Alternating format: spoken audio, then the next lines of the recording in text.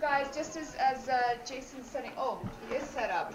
Okay, so while people are walking around a little bit getting water and stuff, just to give you an idea, Philip and I go back with Jason quite a number of years since we were at College Advantage. He's a mortgage expert extraordinaire. He's very, very knowledgeable, has a really, really great customer service ethic and process, very, very reliable and very responsive. And you can pretty much be guaranteed that when you put your clients in Jesus' hands, he will just take it over, he and his team. Kaylee's there at the back, second in command. So with that, I'll Thanks, just Irene. leave the Thank you floor very to much. you, Jay. I know quite a few of you people, actually, most of you. So I just wanted to discuss, I've also, in a few of the email correspondences, discussed, changes to the CMHC premiums and things like that. But I just wanted to go through kind of navigating through today's mortgage environment. It's pretty tough. I'm not going to lie. This is the tightest lending environment that we've seen since the early 2000s. So, I think 2005 to 2007 was a bit like the Wild West of mortgages. Pretty much if you had a pulse, you got a mortgage. And the pendulum has swung quite far the other way. Lenders are being extremely cautious with clients who have any situation that's outside the box. So anything that isn't considered to be like a normal cookie cutter deal for a client, there's definitely some more due diligence needed to be done on the broker side. And in certain situations, we're seeing clients have to look at alternative sources of financing, which means higher carrying costs. One of the other things I want to explain so you have a kind of an understanding of it is what it means to be an insurable versus an uninsurable client. So that is something that dictates interest rates for clients. I'll explain that later on in the presentation. So there have been premiums added to the rates for rental properties, refinances, and self-employed borrowers. On top of that, any property over $1 million is what's considered to be uninsurable. And then, as I mentioned earlier, CMHC premiums are going up on March 17th. So I have a little breakdown of what that means in a dollars and cents point of view for your clients. And now we're definitely noticing that borrowers are being forced to stretch their budgets more than ever to achieve the goal of home ownership. So I think it's important that, on top of referring your clients to a mortgage broker, that you really make sure you dial down with them and make sure that they're buying well within their budget. Right now, people are really stretching to be able to buy a home, and I think that it's all of our responsibilities to make sure our clients are not only able to afford the house today, but understand the implications down the road as well. So, effective on March 17th, there's a change to all of the CMHC premiums. I can email you a copy of the presentation if you want, by the way. Yeah, for sure. I'll give you my card after. This is in response to the additional capital requirements that CMHC and all the mortgage insurers are required to have on hand. So this is something that the finance minister has implemented, and basically the amount of cash that needs to be held on hand has increased drastically for both lenders and mortgage insurers, and in response they've obviously driven up the cost of funding. So if you're looking at an $800,000 house with 10% down, it's about $5,000 extra CMHC premium after March 17th. And that's an extra $23 a month based on that purchase price. And what would be just the regular CMHC premium on 800? So on 720, it would be 2.4% of the mortgage amount, and it's going up to 3.1%. So it's a pretty significant jump at 95 and 90%. They're definitely, making sure that they are, charging an extra premium for the risk that they are assuming. There obviously is, talk of, the way that the housing market's been going. So CMHC and the other mortgage insurers are, adding an extra premium now. If we look at the premiums here, 60 up to 80% doesn't really apply to most consumers, but if you look at the 85, 90, and 95%, currently at 85% loan to value, so 15% down, it's 1.8, and it's going up to 2.8. So that's a pretty significant jump. At 90%, it goes from 2.4 to 3.1, and then at 95%, it goes from 3.6 to 4%. So it's a pretty significant amount. The premium isn't something you pay up front; it's added into the mortgage and amortized over the life of the mortgage. So if you're talking about potentially a $20,000 or $30,000 premium, when you figure out how much that is based on how much you pay back over 25 years or 30 years, it's a pretty significant amount of money. It's almost double that. So this obviously has an impact on a client's bottom line. If we're looking at the next thing I want to talk about was, and I'm sure you're starting to run into this, or if you haven't, you will be soon, we're at the point now where we're finding that appraisals are coming in substantially less than the purchase price, and this is the first time, probably in the last 6 months, we've noticed this happen. Prior to that, for the most part, appraisals were coming in pretty much on par with purchase prices, unless someone did something insane and paid $1 million over asking. But even on places where people are spending maybe less than 5 or 10% above the ask price, we're noticing that appraisals are coming in quite a bit lower. And a lot of times we've been noticing that when a house sells in a neighborhood, it's selling for like the record for that type of house in the neighborhood. So there aren't a lot of direct comparables. And appraisals also take into account, they have to have at least 3 direct comparables in the immediate neighborhood that have closed, preferably in the last 3 months, if not in the last 3 months, in the last 6 months. So it's not just comparing it against one property that's sold for a comparable price. They do look at 3 different houses and compare that, and they adjust the value based on that. So I think what you need to make sure is if a borrower is purchasing a home that's substantially over the market value, you definitely want to make sure that they're in position to cover any shortfalls. So thankfully, clients that are buying above that $1 million mark, for the most part, usually have some pretty significant down payments. But if your client's looking to buy a place at 1.5 million and they have only 20% down, you want to make sure you're doing some due diligence ahead of time, just to make sure that you're putting your clients in the best position. The last thing you want to do is not have them be able to close on their mortgage or have to look at a second mortgage or alternative sources of financing. I think these appraisal issues are going to continue to just carry on as the property values continue to climb, and it's the reality of where we're at right now. And again, what you can do as a real estate agent is ensure that your broker or your banker, whoever you work with, has a good working relationship with their appraisers. One of the things that a lot of the realtors that work with us will do is if they have a property that they want to put an offer in on for their clients, they'll send us a listing ahead of time, and we'll have our appraiser do like a desktop search of the appraisal just to make sure that they think the value is within range. It allows our clients to bid with a little bit more confidence than blindly going in. As I said, comparables from a realtor, they will help, but at the end of the day, it's the appraiser's discretion to determine the value based on not just one sale, but at least three sales that are comparable in a short amount of time. And again, making sure that your clients are in a position that they can cover any shortfalls. If it's something where, they are going to go way over asking, make sure that they do have that cash to fall back on. And if, failing that, potentially having to look at a family member or, a loan or something like that. But you want to make sure your clients are in a position to close on the property and not lose their deposit. And, so that's something that you need to definitely make sure that you're explaining to your clients.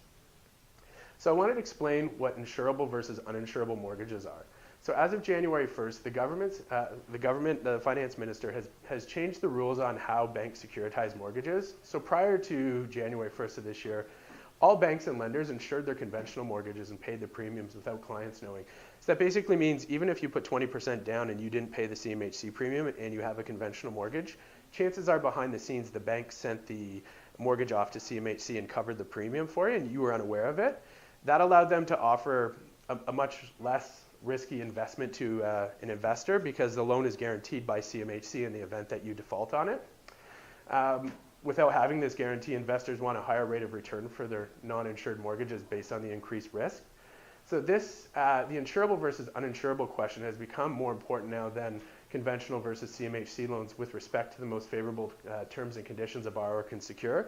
So anyone that's considered to be uninsurable will pay a higher interest rate across the board. So now they're not doing that? They're not insuring them behind the scenes, so now those loans are riskier to an investor. So you said before any property over $1 million is uninsurable? That's correct, yes. That's almost like I know. So there's nobody much. It makes our jobs a lot more difficult to explain to someone. Believe it or not, a client buying at 1.5 million and putting 600,000 down would pay a higher interest rate than someone that's buying a condo at 400,000 with 5% down because of the risk involved with not having the mortgage insured on the back end. If CMHC has their mortgage insured, they're guaranteed, the lender's guaranteed to get their money if something happens. Whereas if it's uninsured, the potential for loss is there on the bank side. So then can you kind of assume when you look at mortgage brokers when they publish their rates, that if you're dealing with a client that's buying over $1 million, they're not going to get those published best rates? Yes, especially like if you look at some of the online rate discounters as well, there definitely should be an asterisk beside them and explain that. Unfortunately, it's not, until you really dig into it and go through and ask the questions that you find out most of this stuff. That's unfortunately the reality. So on the previous chart, you have the premiums for Yep. 65%. So is the reason that that's up there now, because now the banks will pass on that CMHC premium to? This is to kind of have, I think it's to discourage people from going ahead and insuring their mortgage to get a lower rate. You know, if you're paying 2.4%, if you're putting 20% down as a CMHC premium, it's not really going to make sense for you to, you know, pay the premium so you can save 20 basis point on interest rate. It's not going to work out to be in your favor, right? So they're making it unattractive for conventional buyers to pay the premium. You know, if you're looking at up to 65%, before it used to be 0.6%, you know, if you're saving, you know, 20 or 30 basis points on a mortgage, you know, you'll recoup that if you take a 5-year term. It will still be in your best benefit to do that.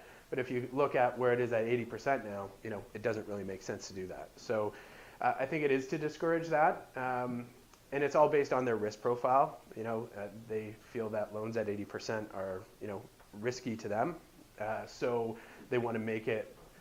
They'd rather not have the insurance on those loans. There's only so much money also that can be, you know, set aside for insurance. So they prefer that, you know, when they were doing it, even when lenders were doing the bulk insurance behind the scenes with the insurance for conventional mortgages, there was talk for the last year that they wanted to get rid of it just simply from the point of view that banks were passing on all the risk to, you know, citizens that pay taxes, CMHC, exactly. Why would they get away with it at all? Why would they do that? The banks got It's no- ridiculous. It is the banks got ridiculous. no risk at all. No, exactly. You know, at 80%, you know, they're probably paying a premium for their bulk insurance premium. It wasn't the same cost that they're paying here. It's probably less than 50 basis points is what they were paying for the insurance premium because they didn't insure their entire portfolio. Yes. I thought I was pretty good at this, but I think you just lost me on this. Sure. I'm going to just make sure I understand what you're saying. Sure. So if somebody was getting a mortgage, conventional mortgage, Yeah. they're putting 20% down, the consumer is not paying the CMHC. What you're saying is the bank is paying that 1.25 behind the scenes. They were, yes. These, So- like realistically, this is very, like the 65, 75, and 80%, this is what a consumer would pay if they were to insure their loan. There might have been a reason why they had to. Sometimes lenders will say we will only lend it to you if you go through CMHC, say someone has some bruised credit or something. Okay. So these are what the consumer would pay. You know, 65, 75, and 80%, it's not very common. These three right here are what you're seeing the change. Those are the ones that are important for you. The bulk insurance that the lenders were doing behind the scenes, that was not at this same, like at 80%, they weren't paying 1.25%. They would insure their entire portfolio and pay a lower premium, but it would then guarantee their entire portfolio against any kind of risk. So just to dumb it down a Yeah. bit for me here, really, when I'm talking to clients, as of March 17th, Yeah. the CMHC fee is going up for those that are buying something and not putting down. They're 20%. putting less than 20% down, exactly. And that's More sort than of the 20, if simplest it's 20% without or talking more, about behind no, the scenes. nothing changes. No, nothing changes, nothing at all. Well, the rates will change. They've already changed. In just give me 1 second here. So if you want to have an insurable loan, if you're buying less than $1 million and putting 20% down, you can qualify for better rates if you fit based on the Bank of Canada's posted rate, which is 4.64%. So that was a stress test that was introduced late last year to basically make sure that anyone buying with less than 20% down was able to qualify in the event that interest rates were to rise. Right now, the average 5-year fixed rate is let's say 2.69 if you're uninsurable, or 2.49 potentially if you are insurable. So it's a pretty significant jump between where you have to qualify for and what the actual face rate that you're paying is. To take an insurable loan, you have to take a maximum of a 25-year amortization regardless of the down payment. That's been the case for a while for CMHC mortgages anyways. But if you're a conventional borrower and you want to fit into the insurable loan category, you have to meet their criteria. The stress test, if you ask me, I think is a smart move. You know, if you're having a hard time qualifying based on interest rates that are at 50-year lows, you probably, you know, are going to be overextending yourself. You might want to reconsider purchasing. So clients purchasing homes over $1 million, as we talked about earlier, do not qualify for an insurable loan, which means the rates they pay are higher. Same things for clients who are refinancing. So anyone that refinances can expect to pay a higher rate of interest. And conventional borrowers wanting 30 years versus a 25-year amortization are also uninsurable. As I said, on average, the insurable loan is approximately 10 to 25 basis points cheaper than an uninsurable loan on all these terms. So every term from 1 year to 10 years, you're going to pay a higher interest rate. And I know that's a tough sell to talk to your clients who are putting down 20%, buying $1.5 million house where they're not able to get the rate that they see, Northwood Mortgage advertised on the radio or something, right? So it's the reality, unfortunately, of where we're at right now. You don't deal with them, do you? No, they're a competitor. So again, the higher rates are related to the increased risk that banks and investors have without the CMHC insurance to protect their loans against losses. Lenders have more security with a borrower buying with 5% down versus someone who's putting 20% down. The hardest hit are self-employed borrowers. We've had some stated income programs for quite a while for self-employed borrowers, so if someone doesn't show a lot of net income, but their company grosses quite well, there have always been programs that you could qualify for. Rates for those programs have increased significantly. You might be looking to pay an interest rate above 3% now when, rates are closer to 2.5% just for being a self-employed individual. Yeah. Going back to your Northwood Mortgage and Putnam Mortgage Yeah. and all of them that are like Yeah. promoting, because this is Yeah. what our clients here, Yeah. they're promoting, well, and as soon as I became self-employed, my bank kicked me out or whatever. So how do we as professionals trying to recommend other professionals deal with that? Why, I can just go there and get this rate. They say that if I'm self-employed, it's not an issue. I think that you just need to advise them that, not all products are the same. And I think once they speak to someone like Butler Mortgage, I don't know them. I don't know anything about them at all. But if you call one of the rate discounters online, you'll find out in a hurry that you usually don't qualify for, 75% of the rate. So I'd always suggest that they do have a conversation with their bank or broker. Anyone worth their weight should be able to explain all this stuff to them pretty quickly. And again, I know it's a tough sell when you're telling someone they have to pay a higher interest rate even though they're a better client, but it's unfortunately the reality of where we're at. And I don't see this changing, anytime soon. As I was saying with self-employed borrowers, we've been having more clients have to look at alternative type lending. So I'm not sure if you've ever had clients that have had to go to home trust or equitable trust, anything like that. You end up paying a higher rate of interest with them. They'll do things based on, for a self-employed individual who grosses $200,000, but their accountant writes it down to $20,000. Those are the types of people that you can, you may have to go to these alternative type lenders now. And you're talking about a difference in interest between, you might be paying 3.5% instead of 2.5%. And then on top of that, these lenders also charge a 1% lender fee as well. That's deducted from the mortgage advance. So, it's a pretty steep cost. And, self-employed people have unfortunately gotten the shaft. It's gotten worse and worse and worse over the course of the last couple of years. And right now we're finding struggles with getting self-employed borrowers approved. So if you're a self-employed borrower and you claim a lot of income and your net income qualifies the mortgage, it's business as usual. So that's not, it's not every self-employed individual. It's the types of people that write down their income aggressively that are the ones that are really struggling. What about the guys with the store and apartments? That's like a mixed-use type property. Pop shop. Yeah, you know what? Those are always going to be like an alternative type lender. Even if you can get them done through a bank, most banks are not very keen on doing mixed use, and the rates are always higher. You always expect, you can expect to pay maybe low 3s to mid 4s depending on where the property is and what the numbers look like for it. So those ones have always been tricky to qualify for. They're small enough that none of the big commercial guys want to take them on, but they're too unique that most banks don't understand them and don't really want to take them on either. So then you're looking at like the home trust and equitable trust and paying the higher rates as well. And it's not just paying that fee when you go to purchase the home, but they also, if you have a mortgage and you're up for renewal, if you stay with the same lender, there's no requalification, there's no cost. They basically send you out a renewal agreement, you can negotiate with them and get a lower rate. But when you look at these alternative type lenders or people that have to go to a private lender, usually they'll only do a 1 or a 2 year term. So you don't have a lot of guarantees as far as interest rates are concerned. And then on top of that, they charge you a $1,000 or $1,500 fee every time you renew as well. So you have to look at that, that's a pretty big number to get hit with. If you're already in a situation where you're having a tough time qualifying, adding an extra $1,500 every year or two to, your expenses, it makes it difficult. As I said, alternative lenders equal higher rates and fees and therefore higher carrying costs. Do you have any recommendations for the people who are self-employed and who are having, is there any alternative for them? Realistically, if you're thinking that you want to buy in the next couple of years, you may want to pay a little bit more income tax. You'll have to run the numbers and see, if it makes sense to pay a little bit more income tax, based on saving yourself 1.5% on an interest rate over, however long you've got the mortgage. One problem that we're finding is because mortgage rules are progressing, they're getting tighter, it's not getting a lot easier, that someone that goes over to an alternative type lender today, chances are when they're up for renewal, they're going to have a hard time, moving over to a bank. So they're always going to be stuck paying the higher interest rates as well, right? So, I think that's one thing that, you have to make sure that you're advising your clients, that, they will kind of be stuck carrying these higher carrying costs for the foreseeable future because of the difficulty in bringing it back over to a bank once you've been over on kind of the alternative or B lender side. Yeah, Mhm. yeah. So it's everything that, anything that's on the fringe that used to get done. As I said, a couple of years ago, it was pretty much if you had a pulse, you got a mortgage, that the pendulum swung completely, the other way. So it's unfortunately the reality that we're in right now. Do you feel like that's going to, maybe getting off the subject, but do you feel like that's going to affect the market? I think the self-employed, like stated income program, In general. well, everything they've done over the course of the last couple of years was meant to cool down the market, and it has done the complete opposite. There's talk that we could potentially see an increase to down payment from 5 to 10% being the minimum.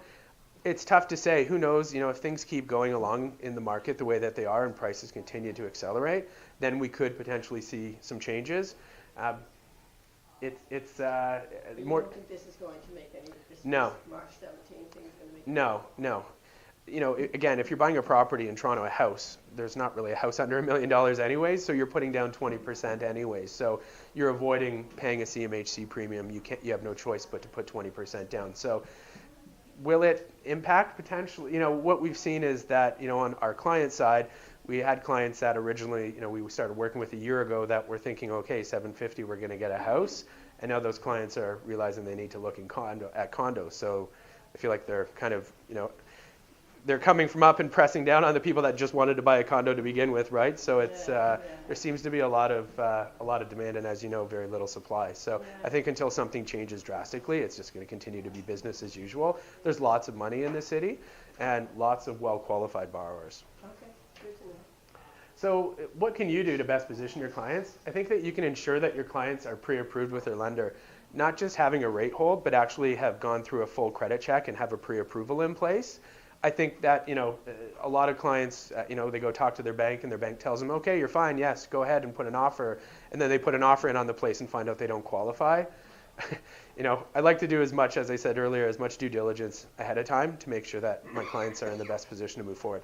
Hi. What type of pre-approval do you give? Because a lot of times they're not giving them the document or anything saying they're pre-approved because, again, it depends on what you're buying. But so are you, as a mortgage broker, actually providing Yes. a Yeah. document? We'll send it off to a couple different institutions. We'll get a couple different options. Usually we'll hold a variable and a fixed rate option for our clients.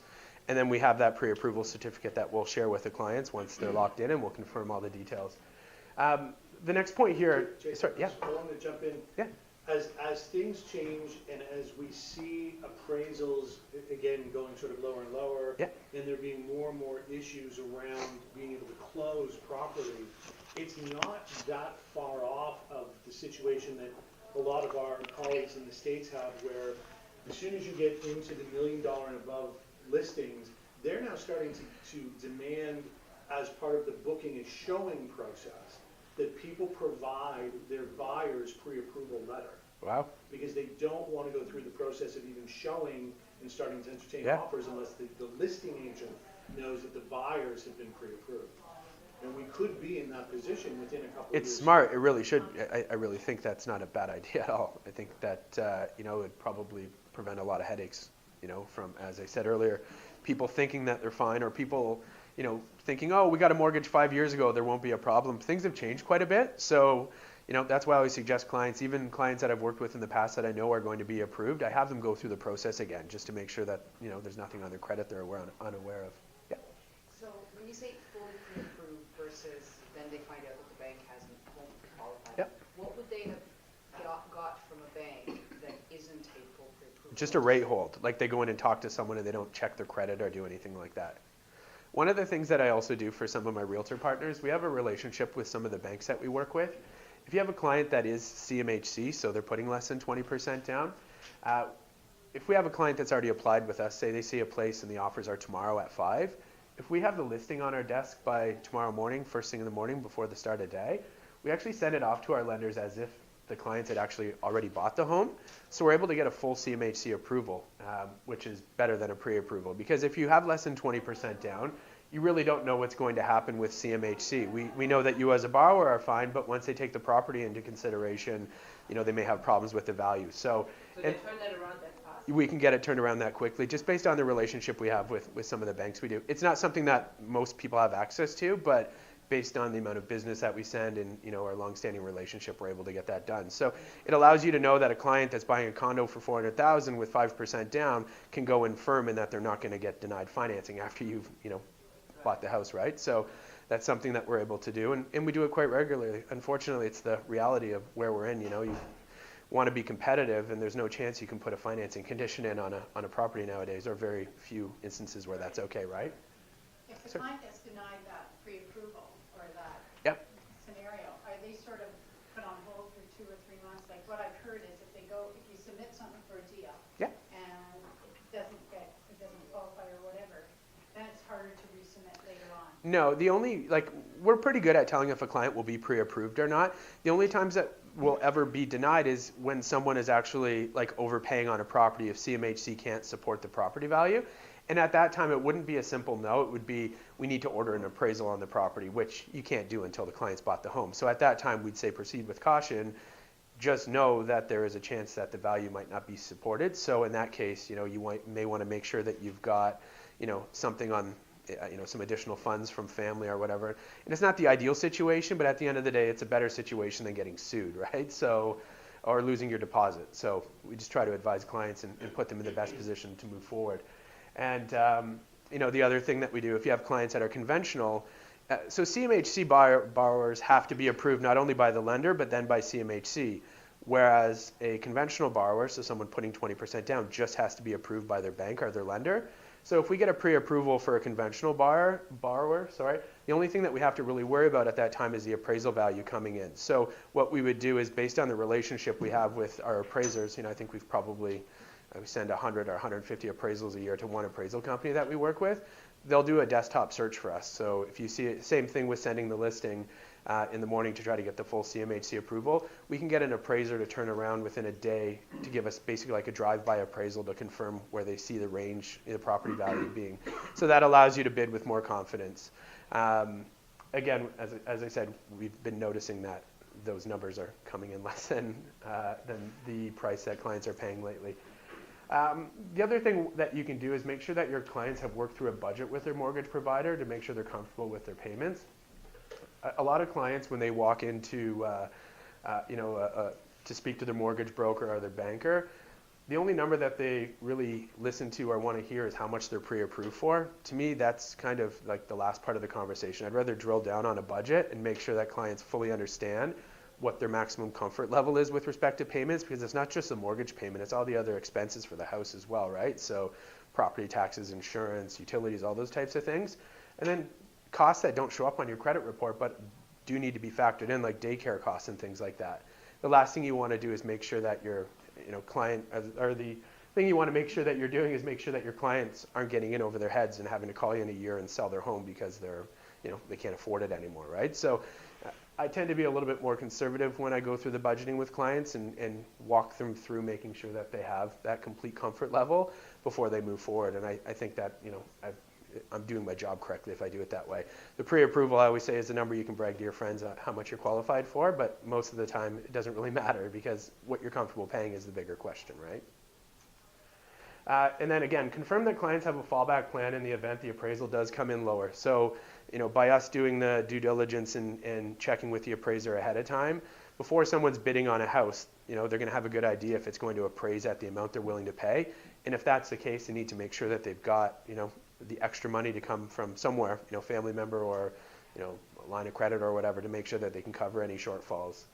And also try to give your clients a closing date that allows for them to work through their options, especially if they're in a situation where they've paid a little bit more for a property than it's going to be appraised out at.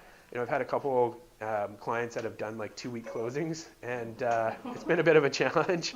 And then, they tell us, last minute that they have a gift, and really the money should be in your account like 14 days prior, and they sign the offer 13 days prior to the closing. So makes it a little challenging. So try to give a reasonable closing date. And I know that's tough because it's really a seller's market, so you really have to go by what the seller wants. But I think doing anything less than 30 days is really it's pretty aggressive, and it makes it very stressed, especially if your client's a first-time buyer, to go through the process. It makes them feel like they're rushing through everything.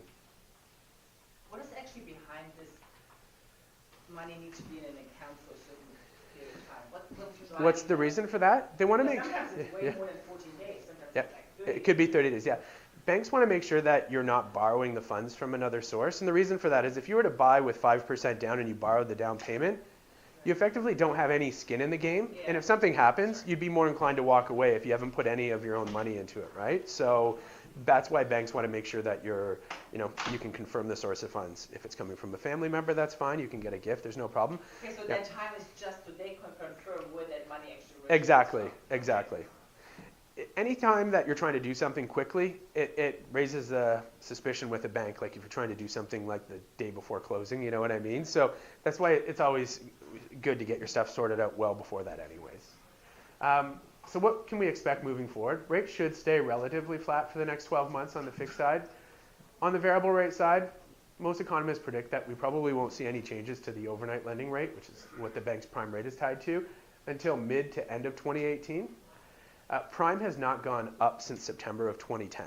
It went down twice in 2015, if you remember that, but it hasn't gone up since 2010. So we're on our 7th year with Prime being at or below where it was in 2010.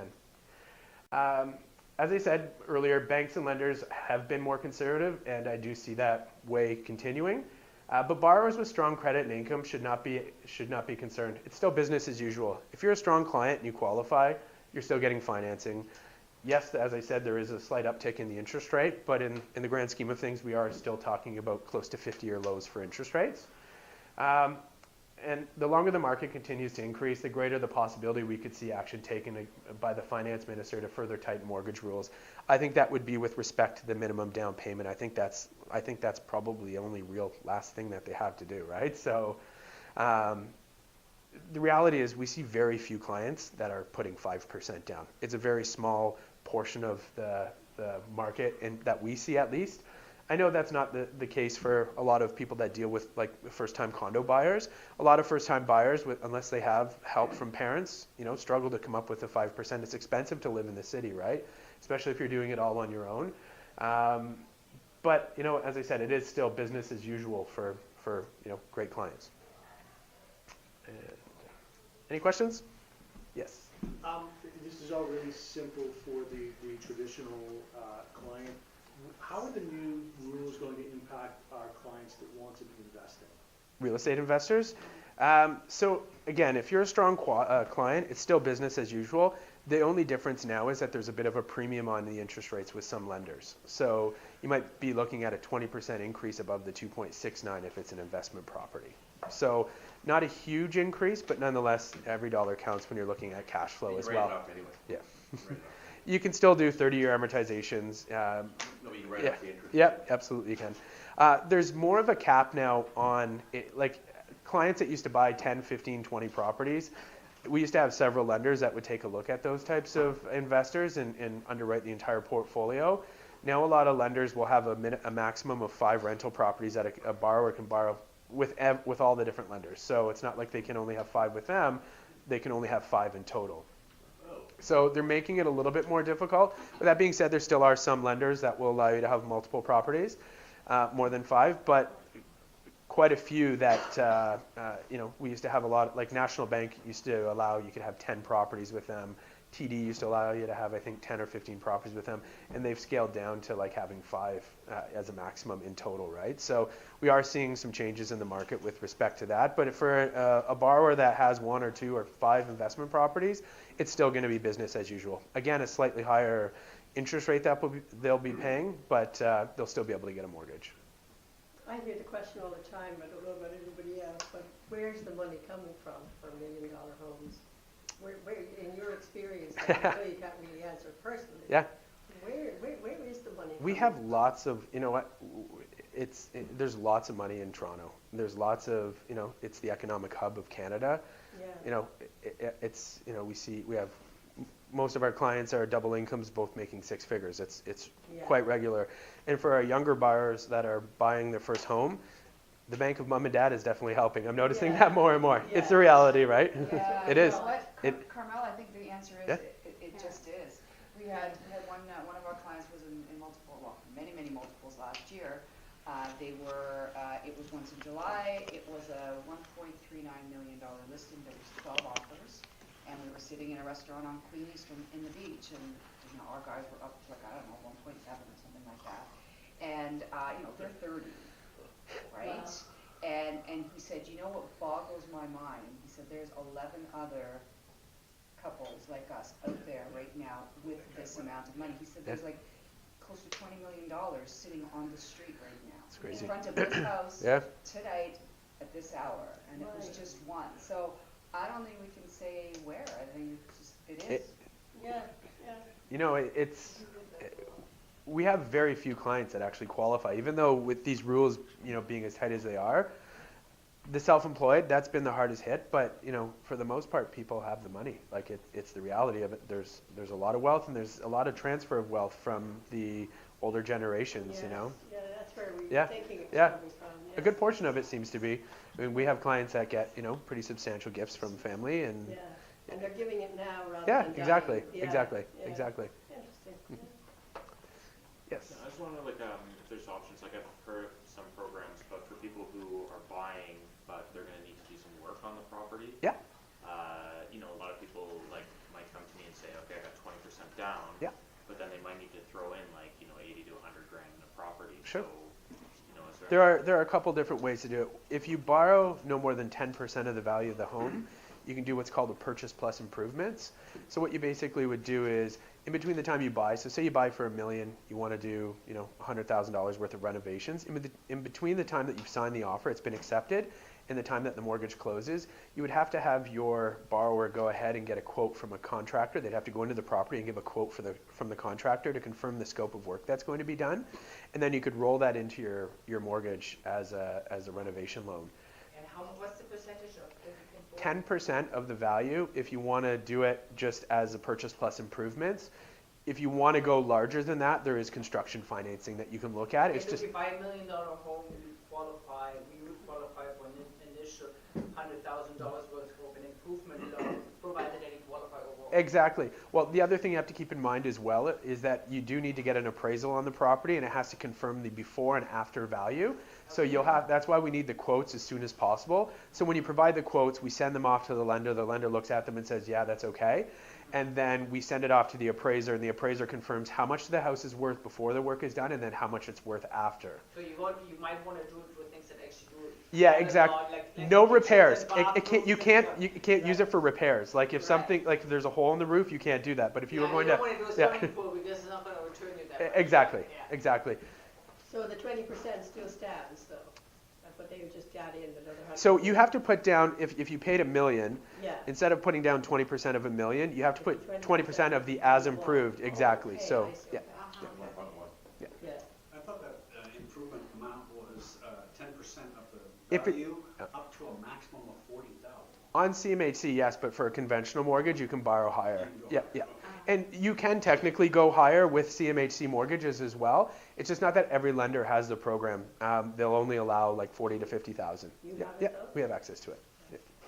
And that doesn't change the price when you do the adjustment, Like- the monthly payments? Oh, it will be because you're increasing the mortgage, Oh, right? But just like, it wouldn't be a huge, No, if you're adding an extra 100,000, on a, yeah, 400, 4 to 450, depending on the amortization. Yeah, Yeah. just keep in mind though that that's now added to your mortgage, so that Yeah. $100,000 over the life of the mortgage is going to be a lot more. The other catch that you need to make sure your clients are aware of, if they do the purchase plus improvements, they don't get all of the money until the work is done. So they have to be able to float doing the renovations, right? Oh, right. So, Contractor yeah, has to wait. Or the contractor has so maybe Exactly. and then a line of credit could be an option. you could get a line of credit, and you could pay it out after from the funds, absolutely. But you'll need something to get you at least, 50% of the way, and then if the contractor's willing to wait until you're done all the work, that extra, $50K. It's a So pretty, there's no interim releases, it's just You can request it, but none of the banks like doing that. Then they really switch it to that construction financing, which just is a huge pain in the butt for clients. Yeah, like you have to show them permits and everything as well if you want to go through the construction financing. So it's a few extra steps to do that. But we have clients that want to buy houses that need, they want to put a second floor on it or anything like that, and we can definitely help do that. So there are options if you want to spend a couple $100,000, provided that the end value is supported. That's really what it comes down to. You charge more for that service? No, it's free. Free, I love that word. All the admin. So depending on the lender, you sometimes don't pay for the renovation cost depending on the lender. Like you don't pay interest on that money, the renovation money, until the work has been done and they've released that money to you. Others charge you from the get-go. You pay the interest on it. So it really depends on the lender that you're looking at. Any other questions, guys? That was really good. Thanks, guys. Dave. Thank you. Thanks. Thank you. Thanks. If anyone wants the presentation, if Irene has your card, I'll email it over to you. Jason's number's